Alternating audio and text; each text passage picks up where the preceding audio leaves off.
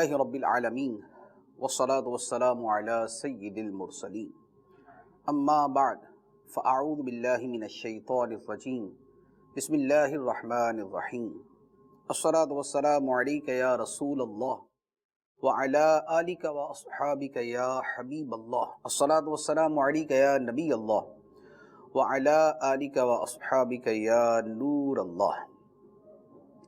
اللہ عز و جل کے حقوق اور اس میں پہلا حق معرفت الہی اور اس کے ضمن میں صفات باری تعالیٰ کا بیان جاری تھا، اور صفات باری تعالیٰ میں ان صفات کا بیان ہو رہا تھا جو اللہ تعالیٰ کے علم پر دلالت کرنے والی ہیں۔ پچھلے سلسلے میں اللہ تعالیٰ کی صفت قریب کہ وہ قریب ہے، اور اس کی صفت رقیب کہ وہ نگرانی فرمانے والا ہے، اور اس کی صفت علم کہ وہ عالم ہے، علیم ہے، عالم الغیب والشہادہ ہے۔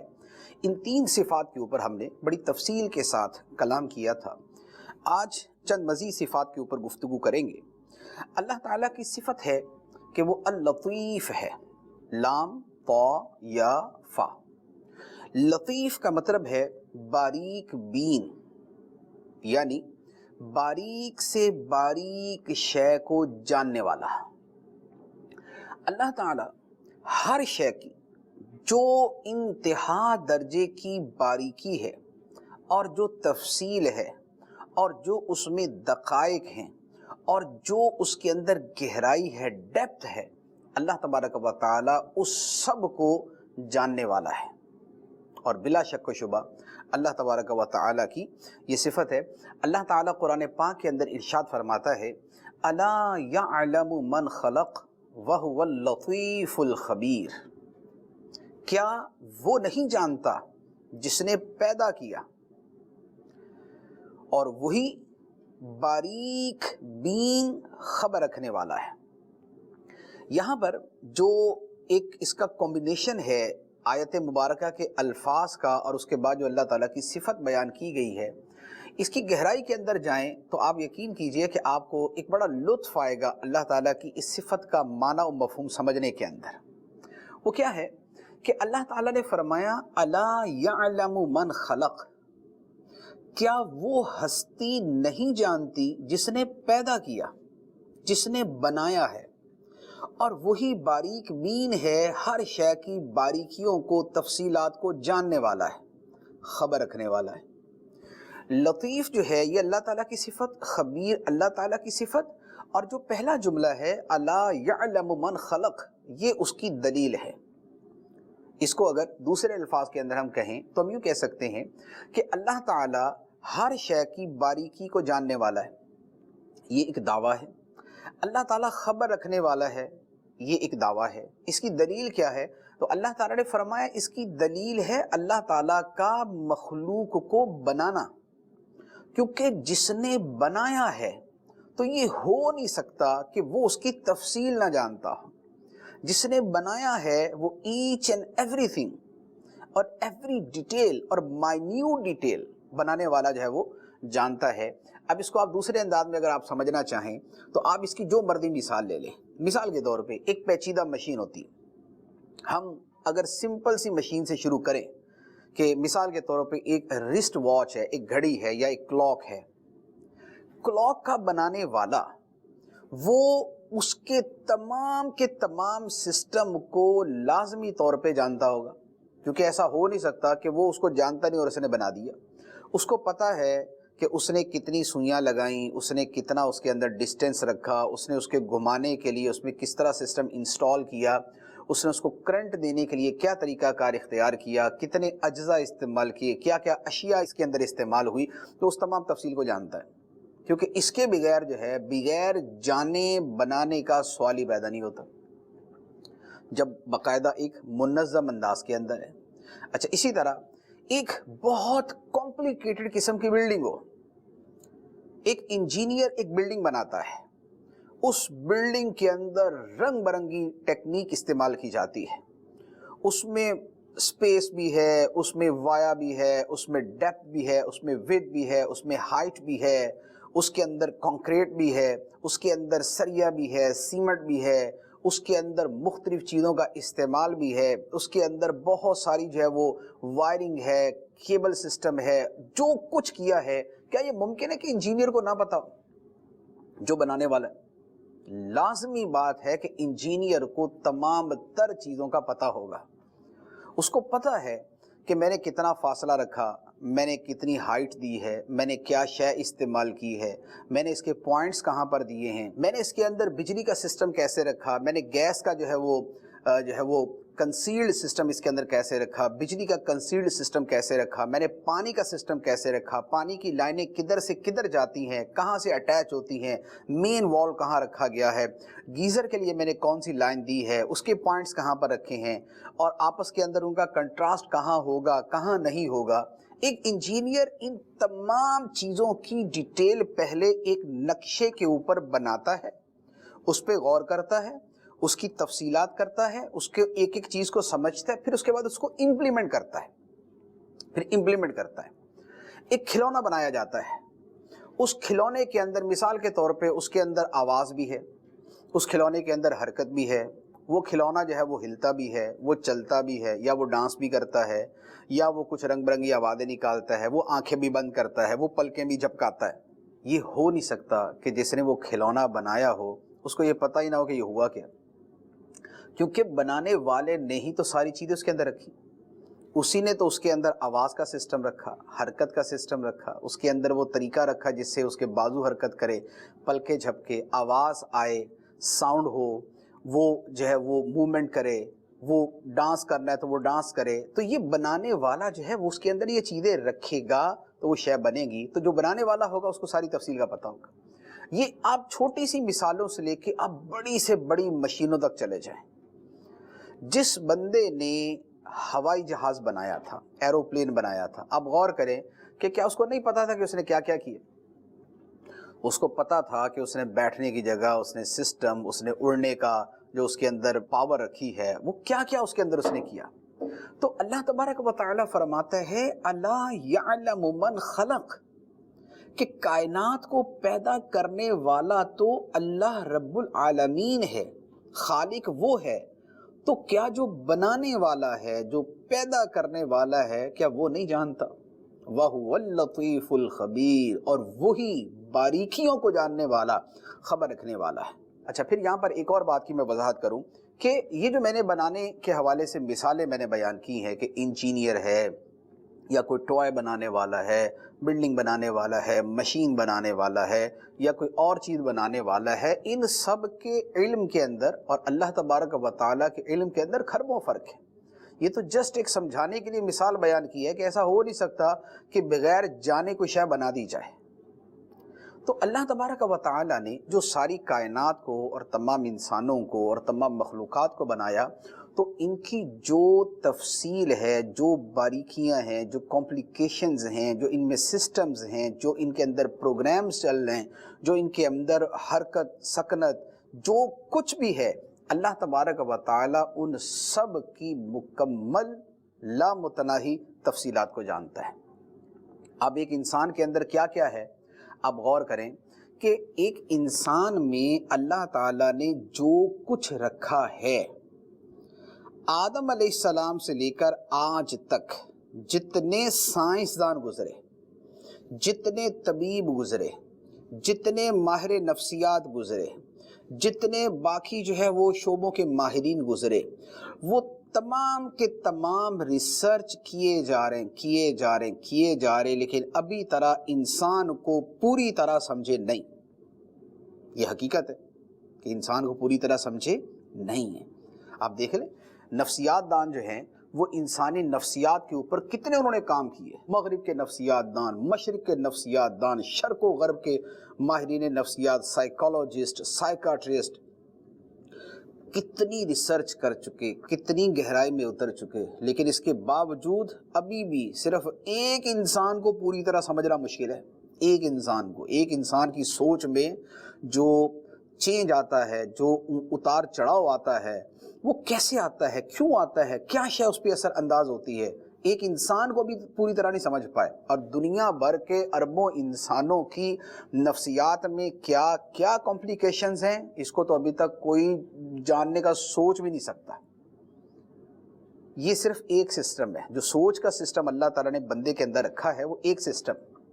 اچھا، اب اس کے بعد آپ لے لیں بندے کے اندر جو اس میں جو سسٹم اللہ تبارک و تعالیٰ نے حرکت کا اور اس کے اندر جو ہے وہ انرجی کا جو وہ سسٹم رکھا ہے، وہ کتنے ہیں کہ آپ جسٹ ان لوگوں کو دیکھ لیں کہ جو میڈیکل کی فیلڈ کے اندر کام کرتے ہیں۔ انسان میں کتنے قسم کے بیکٹیریاز ہیں، کتنے قسم کے سیلز ہیں، اس کے بلڈ کے اندر کتنے قسم کے سیلز ہوتے ہیں، ان کا آپس میں جو تعامل ہوتا ہے وہ کیا نتیجہ نکالتا ہے، کون سا سیل متاثر ہو تو کیا بیماری پیدا ہوتی ہے، اس بیماری کو دور کرنے کے لیے کس سیل کو ایکٹیو کرنا پڑتا ہے، کون سا بیکٹیریا بدن کے اندر انجیکٹ کرنا پڑتا ہے، وہ آگے جا کے کیسے لڑتا ہے، کس صورت کے اندر وہ غالب آتا ہے، جڑی بوٹیوں کا انسان کے ساتھ کیا تعلق ہے، ان کے ذریعے انسان کے اندر چیزوں کو کیسے ٹھیک کیا جاتا ہے،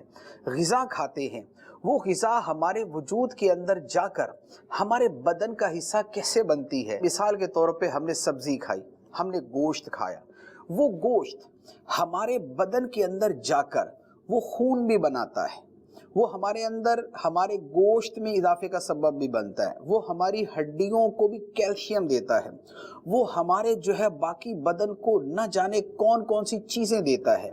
ایک میڈیسن کے اندر آپ نے تفصیل پڑھی ہوگی کہ کیا کیا لکھا ہوتا ہے۔ بعض تو میڈیسن ایسی ہوتی ہے جس میں اے سے لے کر زی تک ساری اے بی سی لکھی ہوتی، اس میں وٹامن اے بھی ہے تو بی بھی ہے تو سی بھی ہے تو ڈی بھی ہے تو 12 بھی ہے تو بی کمپلیکس بھی ہے تو آئرن بھی ہے تو کیلشیم بھی ہے تو میگنیشیم بھی ہے تو فاسفیٹ بھی ہے، یہ پوری ساری چیزیں ہوتی ہیں۔ یہ کیا ہوتی ہیں؟ یہ اصل میں تو بندے کے بدن کی نیڈ ہوتی ہے، یہ اس کے بدن کی ضرورت ہوتی ہے۔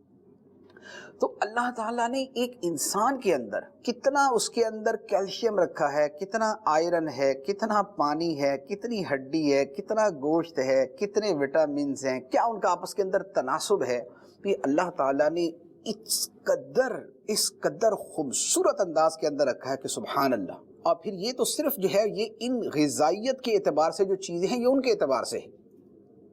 پھر ایک ہڈیوں کا ڈھانچہ جو انسان کے وجود کے اندر ہے، ان کو اللہ تعالیٰ نے جس انداز کے اندر جو ہے وہ انسان کے بدن میں رکھا ہے، جو ان کے اندر جو ہے وہ لچک ہے اور جو ان کے اندر موومنٹ کی صلاحیت ہے اور جو چیزیں ہیں، تو یہ میں سب چیزوں کو عرض کرنے کا مقصد یہ ہے کہ اگر بندہ خدا کی تخلیق پہ غور کرے تو اس کی عقل دنگ رہ جاتی ہے کہ اللہ تعالیٰ نے کیا کیا انسان کے اندر رکھا ہے۔ اور یہ صرف انسان کے اعتبار سے میں نے بات کی، بقیہ جو حیوانات ہیں ہر ایک کے اعتبار سے جدا تفصیل ہو جائے، اور یہ جتنی تفصیل ہے اس ساری تفصیل کے ساتھ پیدا کس نے کیا؟ خدا نے پیدا کیا، اور جس نے پیدا کیا، جس نے بنایا ہے، یہ ہو نہیں سکتا کہ اس نے بغیر جانے یہ بنایا۔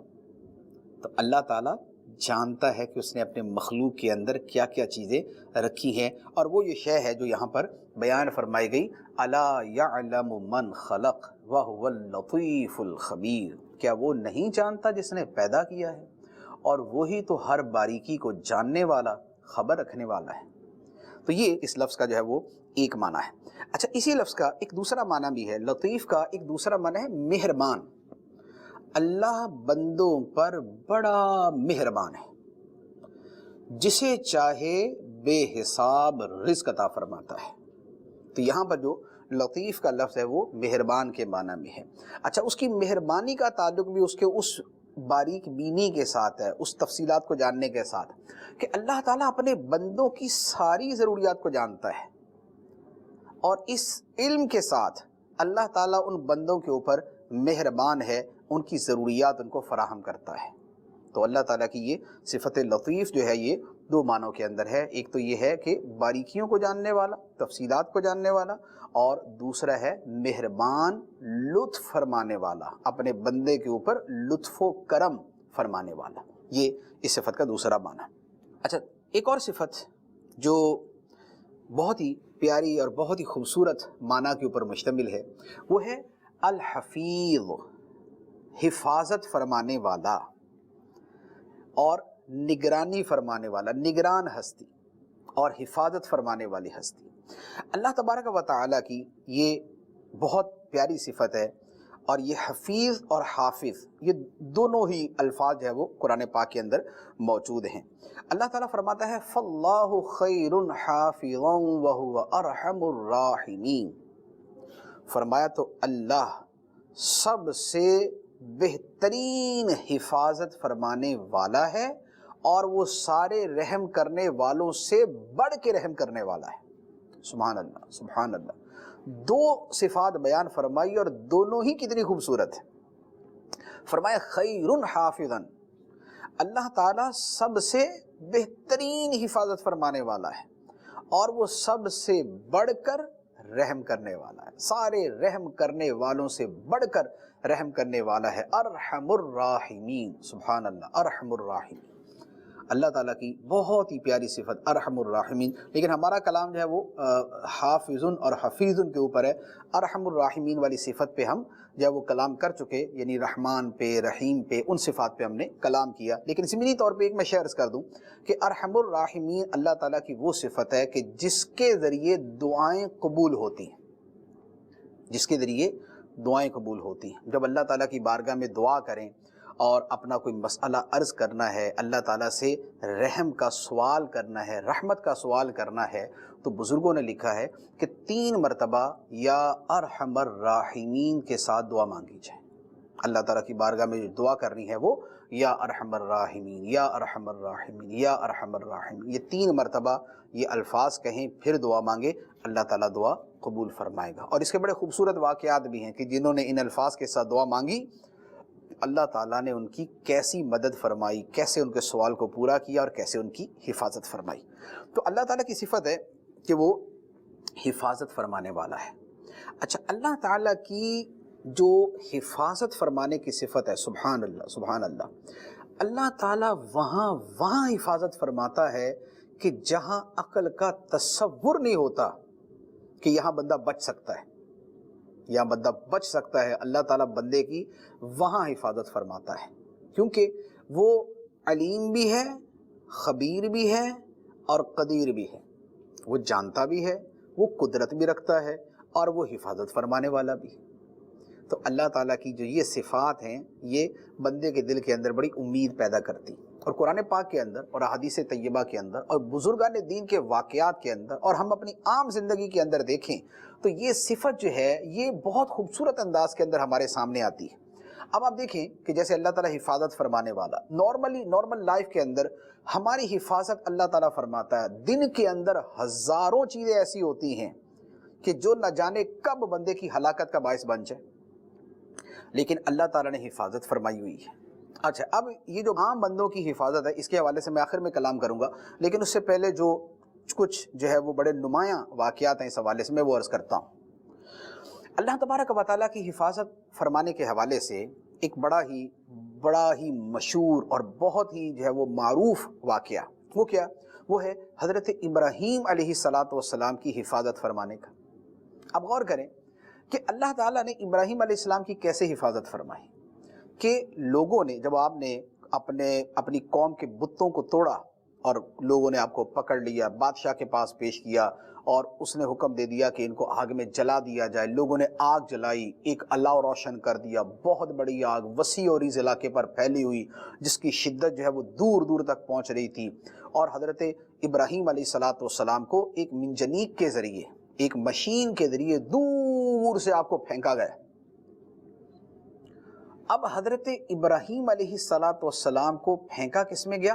آگ کے اندر، آگ کے اندر۔ قالوا حرقوہ، کفار نے کہا تھا جلا دو ان کو، ابراہیم کو جلا دو، آگ لگا دو۔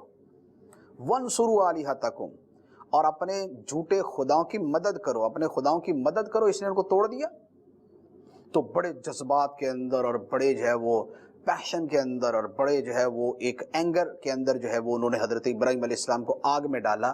لیکن اللہ تعالیٰ نے وہاں پر کیسی حفاظت فرمائی، سبحان اللہ۔ قرآن پاک فرماتا ہے قُلْنَا يَا نَارُ كُونِي بَرْدًا وَسَلَامًا عَلَىٰ إِبْرَاهِيمَ، ہم نے کہا، اللہ تعالیٰ فرماتا ہے ہم نے کہا اے آگ ٹھنڈی اور سلامتی والی ہو جا ابراہیم پر، ابراہیم پہ ٹھنڈی ہو جا اور سلامتی والی ہو جا۔ تو اللہ تعالیٰ نے ابراہیم علیہ السلام کو آگ میں ڈالے جانے کے باوجود آگ کے جلانے سے محفوظ رکھا، اور محفوظ بھی ایسا رکھا کہ اس کو ٹھنڈا بھی کر دیا اور اسے سلامتی والا بھی کر دیا۔ تو آپ دیکھیں گے اللہ تعالیٰ جہاں حفاظت بطور خاص فرمانا چاہے وہاں اس انداز کے اندر اس کا ظہور ہوتا ہے۔ عمومی حفاظت سے ہٹ کے خصوصی حفاظت کرنا چاہے تو اللہ تعالیٰ یوں حفاظت فرماتا ہے۔ اچھا، اسی طرح اللہ تعالیٰ نے حضرت ابراہیم علیہ السلام کو حکم دیا اپنے بیٹے اسماعیل کو ذبح کر دیں۔ ابراہیم علیہ السلام نے بیٹے سے کہا کہ اے بیٹا، میں نے خواب دیکھا کہ میں تجھے ذبح کر رہا ہوں، تو تو بتا تیری کیا رائے ہے؟ بیٹے نے کہا کہ اے والد گرامی، جو آپ کو حکم دیا جاتا ہے آپ اس پہ عمل کیجیے، آپ مجھے ذبح کر دیں۔ تو اب کیا ہے کہ اب باپ بیٹے کو ذبح کرنے کے لیے زمین پہ لٹاتا ہے، اپنی چھری کو تیز کرتا ہے، اپنی آنکھوں پہ پٹی باندھتا ہے، بچے کا چہرہ جو ہے وہ زمین کی طرف کر دیتا ہے، اب چھری چلانے لگتا ہے۔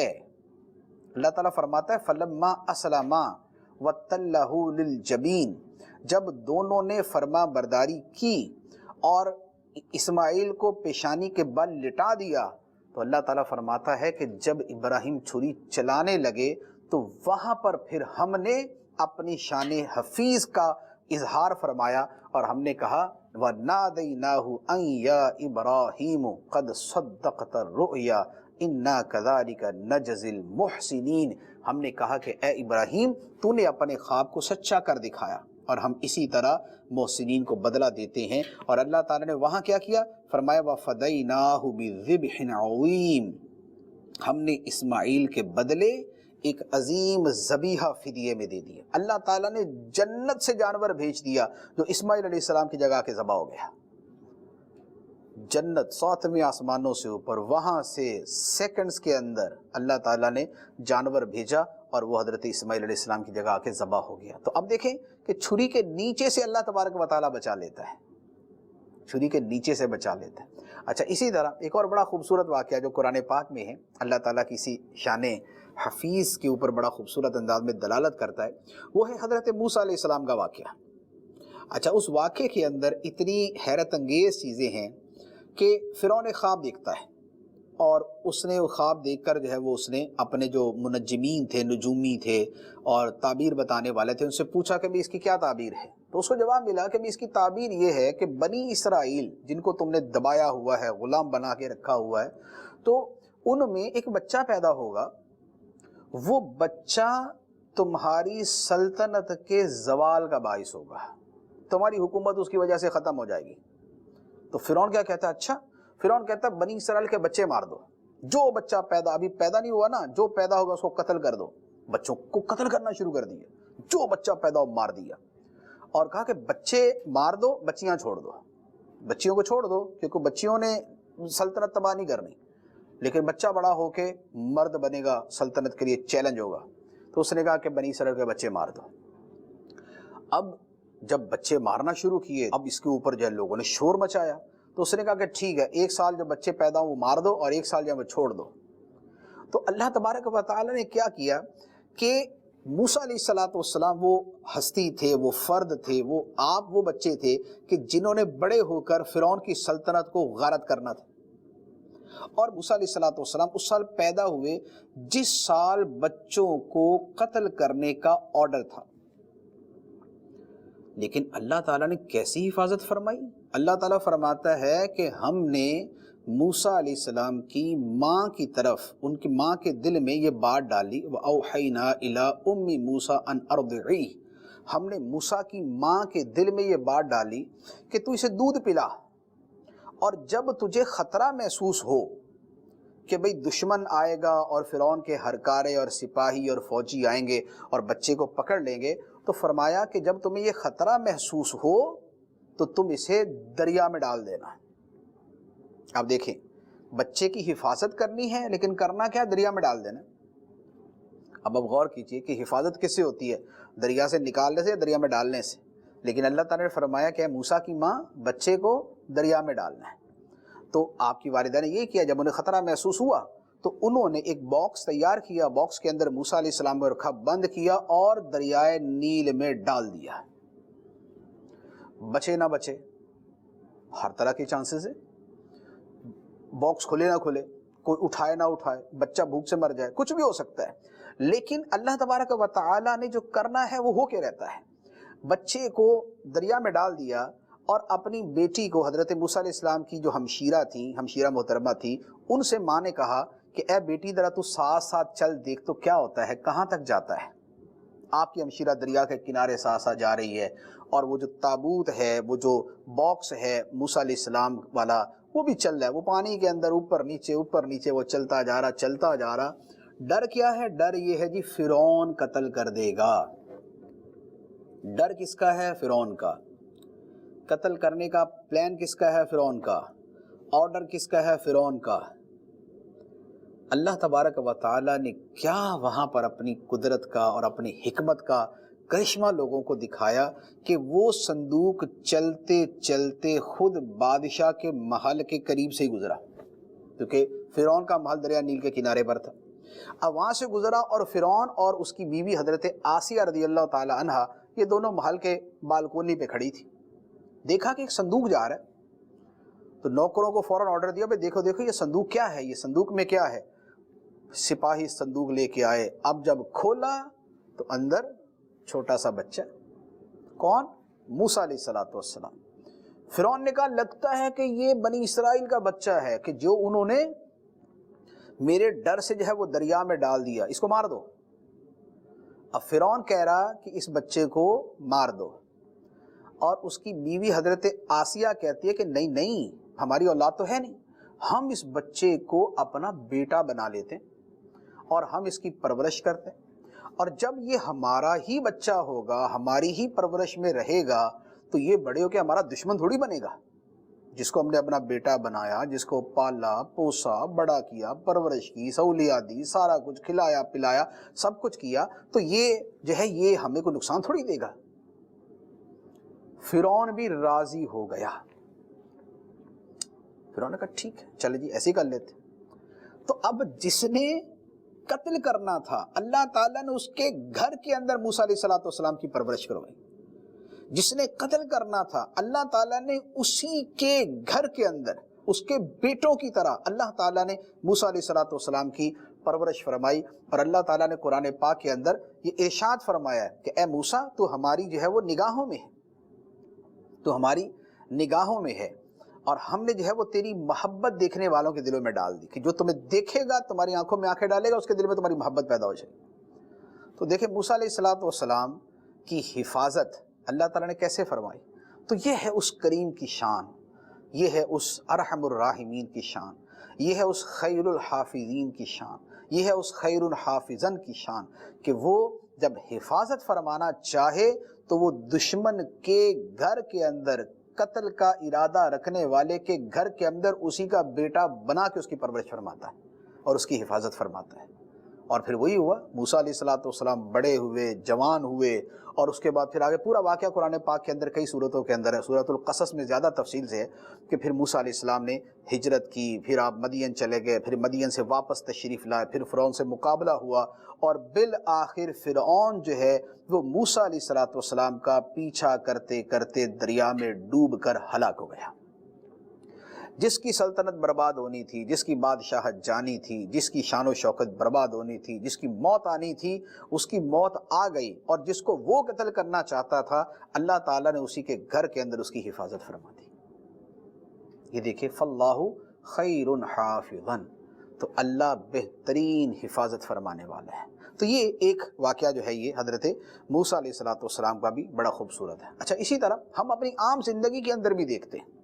बाज़ औक़ात क्या होता है कि एक ऐसा हादसा होता है कि जनाब 8 बंदे मर गए, छोटा सा बच्चा बच गया, घर में आग लग गई लेकिन एक बच्चा बच गया, सारे घर की चीज़ें जल गई, कुरान पाक महफूज होता है।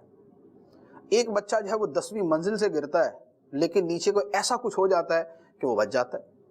एक गाड़ी जो है वो हिट करती है और वेरी स्वेयरली और बैडली हिट करती है, लेकिन उसकी वो गाड़ी तो तबाह बर्बाद हो जाती है लेकिन बंदा महफूज होता है। वो यकदम जो है वो खिड़की से झटका लगा, बाहर उड़ के बाहर गिरा, वो बच गया, गाड़ी तबाह हो गई।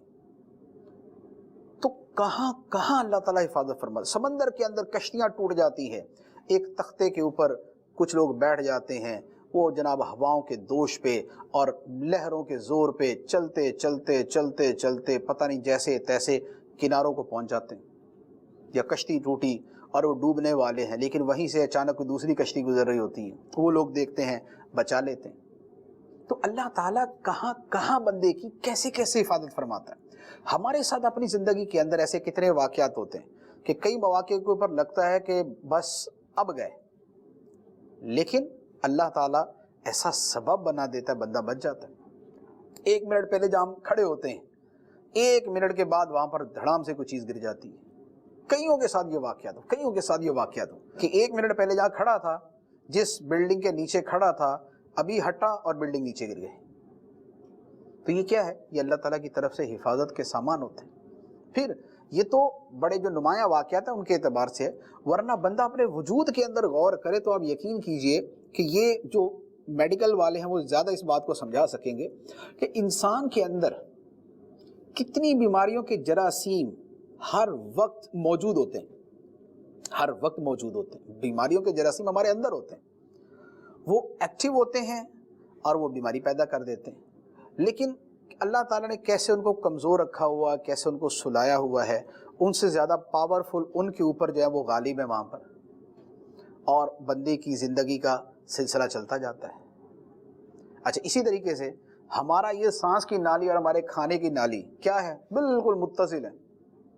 کھانے کی نالی، سانس کی نالی، تھوڑا سا کھانا کھانے کی نالی کی بجائے سانس کی نالی کے اندر چلا جائے تو بندے کی زندگی جو ہے نا وہ ایسی ہو جائے گی کہ اب گیا یا اب گیا. فوری طور پہ اس کی طبیعت جو ہے نا واپس سے باہر ہو جائے گی، ہو سکتا ہے سانس ہی بند ہو جائے. لیکن ہم پوری زندگی کھانا کھاتے ہیں، لیکن کبھی ایسا نہیں ہوتا کہ جناب کھانا ہمارے سانس کی نالی میں چلا جائے. مس ہیپ ہو جائے وہ ایک جدا بات ہے، لیکن پوری زندگی ایک نظام چل رہا ہوتا ہے. تو یہ اللہ تعالیٰ نے ہماری حفاظت کے لیے اتنا کچھ رکھا ہوا ہمارے اندر حفاظت کی. ہمارا جو امیون سسٹم ہے، جو میڈیکل کے طور پہ امیون سسٹم کہتے ہیں، وہ کیا ہوتا ہے؟ بندے کے بدن کا مدافعتی نظام، اس کے اندر کا حفاظتی سسٹم. کہ ایک آدمی کوئی ایسی چیز کھا لیتا ہے کہ جس کے اندر جراثیم ہیں، مضر چیزیں ہیں، تو ہمارے اندر جو سسٹم لگے ہوئے ہیں وہ ان کو جو ہے وہ ان کو سیٹ ویٹ کرتے ہیں. ہماری غذائیت کے اندر جو خراب چیزیں ہیں وہ سب جو ہے وہ فضلات کی صورت میں خارج ہو جاتی ہیں، اور جو ان میں کشید کرنے کی چیزیں ہیں تو ان میں سے جو ہے وہ کڈنی اس کو فلٹر کر دیتی ہے، اس کو جگر جو ہے اس میں سے کشید کرتا ہے، خون بنتا ہے، توانائی بنتی ہے، بدن کو وہ رواں ہو جاتی ہے، سب کچھ چل رہا ہوتا ہے. تو یہ سب جو ہے یہ اللہ تعالیٰ کی طرف سے بندے کی حفاظت کی صورتیں ہوتی ہیں کہ جس میں ہم غور کریں تو آپ یقین کیجئے کہ ہمارے لیے اس کے اندر جو ہے وہ ایک جہان جو ہے وہ معرفت کا کھل جائے کہ اللہ تعالیٰ کیسے حفاظت فرماتا ہے. بعض اوقات کوئی بندہ ساری رات جو ہے وہ سانپ کے ساتھ سویا ہوتا ہے، اسی کمرے میں سانپ ہے، اسی کمرے میں بندہ ہے، ساری رات گزر جاتی ہے، پتہ نہیں چلتا. صبح اٹھ کے باہر نکلتا پتہ چلتا ساری رات جو ہے وہ چارپائی کے نیچے سانپ تھا، یا دائیں بائیں کہیں سانپ لیٹا ہوا تھا، لیکن کچھ نہیں ہوا. تو یہ اللہ تعالیٰ کی طرف سے حفاظت کا انتظام ہوتا ہے، اور اللہ تعالیٰ فرشتوں کے ذریعے بھی بندوں کی حفاظت فرماتا ہے. اس کے اوپر بھی بہت ساری احادیث کہ فرشتے مقرر ہیں جو بندے کی حفاظت فرماتے ہیں، اور بلکہ حفاظتاً جو ہے وہ اللہ تعالیٰ نے قرآن پاک کے اندر ارشاد ہوا یرسل علیکم حفاظہ، اللہ تعالیٰ تم پر حفاظت کرنے والے بھیجتا ہے. تو اللہ تعالیٰ کی طرف سے فرشتے ہیں جو بہت ساری چیزوں سے بچاتے ہیں. شیر خار بچے، چھوٹے چھوٹے بچے، کیا کچھ ان کے ساتھ ہو سکتا ہے، لیکن اللہ تعالیٰ نے ان کے اندر وہ چیز پیدا کر دی ہے جو ان کی حفاظت کر رہی ہوتی ہے. ان کے بازو جو ہے وہ خود ہی وہ سمجھ جاتے کیسے کھینچنا، کیسے نکالنا، کیسے دائیں بائیں کرنا ہے. تو بازو ٹوٹتا نہیں ہے، ہڈی نکلتی نہیں ہے، جوڑ ہلتے نہیں ہیں، بلکہ بچہ جو ہے وہ کرتے کرتے کرتے بڑا ہو جاتا ہے، کیونکہ اللہ تعالیٰ نے اس کی حفاظت فرمائی ہوئی ہے. تو یہ اللہ تعالیٰ کی صفتی الحفیظ اور حافظ اور خیر الحافظن اور خیر الحافظین، یہ اللہ تعالیٰ کی صفت. اچھا، اس کے بعد ایک اور صفت ہے، وہ ہے الحسیب، حساب کرنے والا، سریع الحساب، تیزی کے ساتھ حساب کرنے والا، اور تیزی کے ساتھ ایسا متعین حساب کرنے والا کہ جس کے اندر خطا کا اصلاً कोई शायबा तक नहीं, कोई चांस ही नहीं। अब अल्लाह ताला हिसाब फरमाने वाला है। क़यामत के दिन जो हिसाब होगा वो एक प्रोसीजर के अंदर होगा। एक बंदा आएगा, फिर दूसरा, फिर तीसरा, फिर चौथा, एक एक बंदे का हिसाब होगा, पूछा जाएगा। ये सब जो है ये बंदों के लिए है। यानी अल्लाह ताला को तो सब मालूम है इसने क्या किया था, तो अल्लाह ताला अपने उस इल्म के ऊपर बंदे को जब वो जहाँ भेजना चाहे भेजते। लेकिन अल्लाह ताला जब वो मखलूक के सामने एक पूरा जो है वो क़यामत कायम फरमाएगा और उनका हिसाब फरमाएगा और वो सारा निज़ाम होगा। लेकिन बंदे के अमल पे जो जज़ा सज़ा है, जो जज़ा सज़ा है वो इतनी बारीक है, वो इतनी बारीक है कि आप यकीन करें कि अगर आप उसकी डेप्थ के अंदर जाएं ना तो हम जो है वो उसको पूरी तरह समझ भी नहीं पाएंगे कि हिसाब बनता कैसे है। मिसाल के तौर पे होता क्या है, दुनिया के अंदर हम किसी को कोई मुआवजा देना चाहें और मुआवजा हमने देना है उसके काम के ऊपर, तो हम एक क्राइटेरिया रखते हैं, या तो घंटों का क्राइटेरिया, भी 8 घंटे इसने काम किया, 8 घंटे इसने काम किया, और दोनों बराबर दर्जे का काम करने वाले, लिहाजा दोनों को बराबर पैसे दे दिए जाएं। लेकिन इनमें कौन बंदा हमारे साथ कितना मुखलिस है हम उसकी कदर नहीं कर सकते। यानी हम उसको मुआवजे के अंदर नहीं ला सकते, क्योंकि हमारे लिए सर्टन जो है वो तरीका होगा। या हम उनके टाइम को जो है मेयार बनाएंगे कि इतना इतना टाइम देने पर इतनी उजरत देंगे, और या हम उनके काम और उनकी सर्विस को हम जो है वो मेयार बनाएंगे कि भाई इसने मिसाल के तौर पे इतना काम किया। एक बंदा कंपोजिंग करता है, हमने कहा जी इसने 10 सफ़े कंपोज किए और इसने 9 सफ़े कंपोज किए, इसको 10 सफ़ों की उजरत दे दो, इसको 9 सफ़ों की उजरत दे दो। फिर उसमें कुछ कमी बेशी के लिए हम कुछ और तरीक़ाकार, कोई और फार्मूला जो है वो इम्प्लीमेंट कर सकते हैं। लेकिन किसी अमल के अंदर बहुत सारे अवामिल होते हैं। अल्लाह ताला ने जो बंदे को नेकी या बदी की जज़ा व सज़ा देनी है, उसके अंदर अल्लाह ताला उन तमाम की तमाम चीज़ों को सामने रख कर बंदे को बदला अता फरमाएगा। इसीलिए हम जब अहादीस में पढ़ते हैं कि एक बंदा नमाज पढ़ता है और उसे एक नेकी का सवाब 10 गुना मिलता है, और दूसरे के लिए है कि 70 गुना मिलता है, तीसरे के लिए है कि जनाब 700 गुना मिलता है, चौथे के लिए मिलता है इससे ज़्यादा मिलता है। ये फ़र्क क्यों होता है? ये फ़र्क क्यों होता है? ये फ़र्क इसलिए होता है कि उस अमल का जो मयार है, जो क्वालिटी है, क्वांटिटी तो हो गई, लेकिन जो क्वालिटी है उस क्वालिटी को हम जज नहीं कर सकते, लेकिन खुदा जानता है। 2 रकत मैंने भी पढ़ी, लेकिन 2 रकत किसी बहुत नेक और सालेह आदमी ने भी पढ़ी। मैंने पढ़ी जल्दबाजी के अंदर, मैंने पढ़ी, मेरी तवज्जो इधर थी उधर थी, मैं 2 रकत नमाज के अंदर पता नहीं दुनिया में कहाँ अपने ख्यालों के अंदर घूमता रहा, और मैंने पता नहीं अपने दिल पे कितना जबर करके नमाज पढ़ी। मेरा दिल कर रहा था या नहीं कर रहा था मुझे पता है। तो अब देखें 2 रकत तो मैंने पढ़ी है, लेकिन मेरी उस 2 रकत का जो मयार है, जो क्वालिटी है, जो स्टैंडर्ड है, वो क्या है? वो बड़ा लो है। लेकिन उसके मुकाबले में एक अल्लाह का वली नमाज पढ़ता है, एक बहुत मुत्तकी और सालेह बंदा नमाज पढ़ता है। अब वो कैसे नमाज पढ़ता है? वो अल्लाह ताला की मोहब्बत में डूब के पढ़ता है। उसकी पूरी नमाज के अंदर एक लम्हे के लिए तवज्जो इधर उधर नहीं होती। वो अपने आप को खुदा की बारगाह में हाजिर समझता है। वो यूं नमाज पढ़ रहा है कि जैसे वो खुदा को देख रहा है या खुदा उसे देख रहा है। वो यूं नमाज पढ़ता है। वो उसके ज़ाहरी बातनी सारे आदाब को पूरा करता है। वो उसे अदा करने के बाद खुद पसंदी का शिकार नहीं होता, वो हुब्बे जा का शिकार नहीं होता, वो रियाकारी का शिकार नहीं होता। वो आजिज़ी करता है, वो इनकिसारी करता है। वो कहता है अल्लाह मैं तेरी इबादत का हक नहीं अदा कर सका। वो अपने अहम काम छोड़ के नमाज पढ़ रहा है। वो अपनी जो है वो मुशक्क़त उठा के नमाज पढ़ रहा है, और उसे नमाज के अंदर लज्जत आती है, उसे सुरूर आता है, उसका दिल ईमान से लबरेज है, उसके दिल के अंदर खुदा का तवक्कुल है, उसके दिल के अंदर अल्लाह ताला की मोहब्बत है। वो अल्लाह ताला की तरफ शौक़ रखता है, रग़बत रखता है, उसके दिल में रहबत है, उसके दिल में अल्लाह ताला की अज़मत मुस्तहज़र है। अब आप देखिए कि क्या ये नमाज और वो जो दूसरी नमाज जो अदम तवज्जुही से पढ़ी गई, जो जल्दी में पढ़ी गई, जो बगैर खुशू के पढ़ी गई, जो भागम भाग में पढ़ी गई, जिसके बाद बंदा अपने आप को पता नहीं क्या समझ रहा है, क्या दोनों नमाज एक जैसी हैं? नहीं। तो क्या अल्लाह ताला दोनों को एक तरह का सिला अता फरमाएगा? नहीं। फ़र्क कहाँ आएगा? फ़र्क आएगा कि अल्लाह ताला चूँकि حسیب ہے اور سریع الحساب ہے۔ اللہ تعالیٰ متعین اور بھرپور اور کامل حساب کرنے والا ہے، کامل حساب کرنے والا ہے۔ وہ اچھا پڑھنے والے کی اچھائی کے جتنے پوائنٹس ہو سکتے ہیں اللہ تعالیٰ اس کو وہ سب عطا فرما کے پھر اس کو صلہ عطا فرمائے گا، اور جس نے بہت کم تر انداز کے اندر پڑھی ہے اسے اپنے فضل کے ساتھ اسے بھی عطا فرمائے گا، لیکن اس کو اس کے مطابق عطا فرمائے گا۔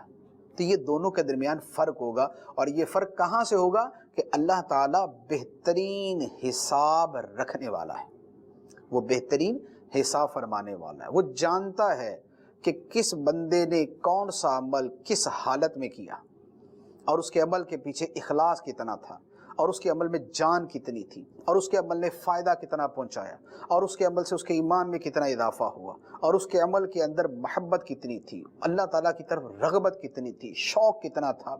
وہ بندہ اپنے دل میں اپنے حوالے سے عاجزی کے کیسے جذبات رکھتا تھا، اللہ تعالیٰ کی عظمت جو ہے وہ اس کے دل میں کیسے جو ہے وہ غالب تھی۔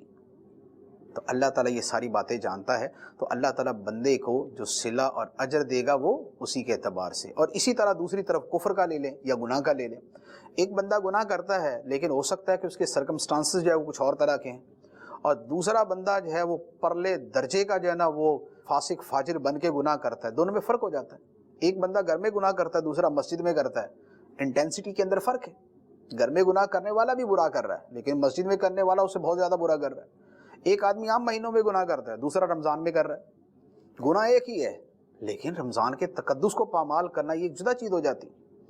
تو یہ جو کمی بیشی ہے ان سب کے اعتبار سے بھی فرق بنتا ہے، تو اللہ تعالیٰ جو سزا دے گا وہ اسی کے اعتبار سے کہ وہ متعین حساب رکھنے والا ہے، وہ حسیب ہے، سریع الحساب ہے، جلد حساب فرمانے والا ہے اور بہترین حساب فرمانے والا ہے اور کامل حساب فرمانے والا ہے۔ تو یہ اللہ تعالیٰ کی صفت الحسیب ہے۔ اللہ تبارک و تعالی ہمیں اپنی معرفت سے نوازے، ہمیں اپنے نیک بندوں میں شامل فرمائے اور ہمیں صالحین کے گروہ میں شامل فرمائے، آمین، بجاہ النبی الامین صلی اللہ علیہ وسلم۔